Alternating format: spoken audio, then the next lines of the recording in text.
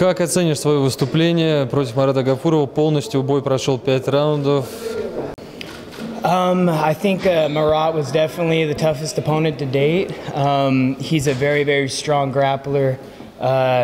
He got in on me a few times, and I tried to pull a guillotine on him, and just wasn't there, and I should have abandoned that, and I should have just used my wrestling and tried my hardest to sprawl and stuff him and work with my hands. I think that was you know, my go-to, and I just kind of got away from that. And then, you know, after a few goes, he was able just to consistently get in on me and take me down. And at that point, that was his world. So it was tough. He was a tough opponent. I give him props. He's a tough champion, and you know, maybe one day we can meet again and give it another go.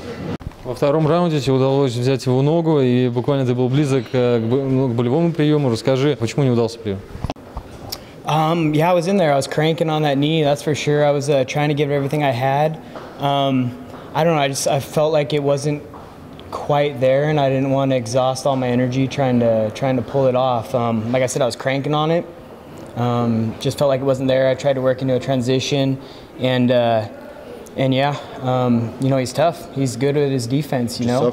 He's really tough, man. I was in deep on those guillotines, the knee bar, and that's why he's a world-class grappler, you know. He's tough. He knows what he's doing, so.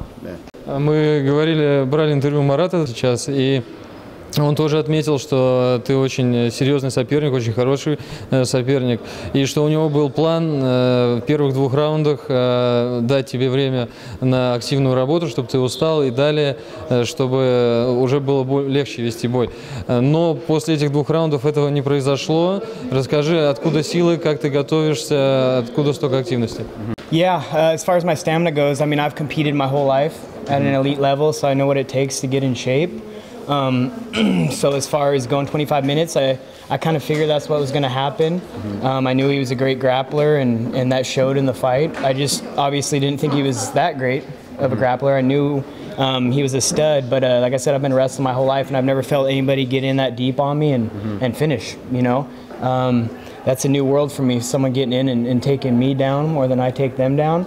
And I think the tricky thing for me was it wasn't his initial shot or his initial takedown.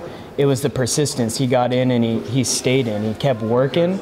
And at that point, like I said, I was kind of trying to settle for a guillotine, thinking, you know, I have this. I pull it off in practice. I pull it off against teammates. But, you know, that's the difference between pulling it off with really good guys and world-class guys. You know, I'm sure he's been in that position, you know, tons of times. And like I said, I thought it was deep. I thought I had it. And, you know, after the first time it didn't happen, I should have probably just abandoned on it and went for my sprawls, you know, and stayed on my feet, because I think that's where I should have stayed, and I should have kept the battle. But, you know, my hat's off to him. He's a stud, and tonight he came up with the win. And, you know, like I said, maybe another place and time I get another opportunity to throw down for the fans and throw up another 25 minutes and see what happens. So.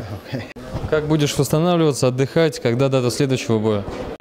I know there's another fight card coming up for M1. It's June 8th, and I'd like to get on that fight card.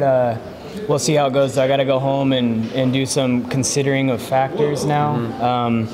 You know, so this was definitely a disappointment for me. It was my first loss at a featherweight in the featherweight division.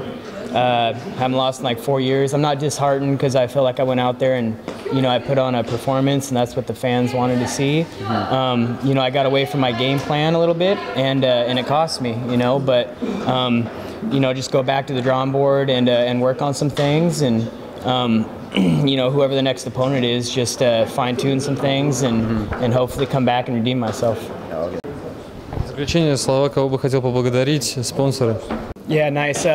M1 Global, Russia, you guys have been nothing but supportive and awesome, and I really appreciate that. I've never fought for an organization or a place that has this many adoring fans, so many accommodating fans, so it's been awesome. You know, my hometown's Okanagan, Washington. I train in Okanagan, Spokane.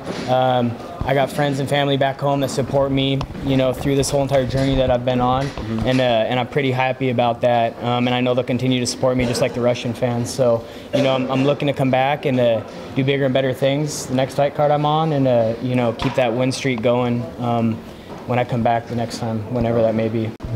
Okay, just want to say thanks to everybody back home, my family, my friends. You guys have been super supportive. You know, I lost this fight, but everyone loses, you know, and sometimes it takes a loss to be able to battle back and become something greater. You know, I got tons of family and friends supporting me. I got sponsors back home. I got CommunityNet, Clench Custom Mouth Guards, Valley Chiropractic, Hometown Pizza. They've been nothing but supportive this whole entire MMA journey, this whole entire MMA ride. I also have some other sponsors that have been awesome. Pacific. I got Unique Kennels. I got Grit to Glory, PSCR, Rev Gear, MMA Signatures. I have MMA Overload, Alchemy Water, Lexani, RBP, and Amber Sports. Thank you guys. You guys have been awesome, and I promise you I'll be back better and stronger than ever. Всемирно известные ММА-бренды. ММА-империя. Уже более 50 магазинов в России и СНГ. Присоединяйся. mmaimperia.ru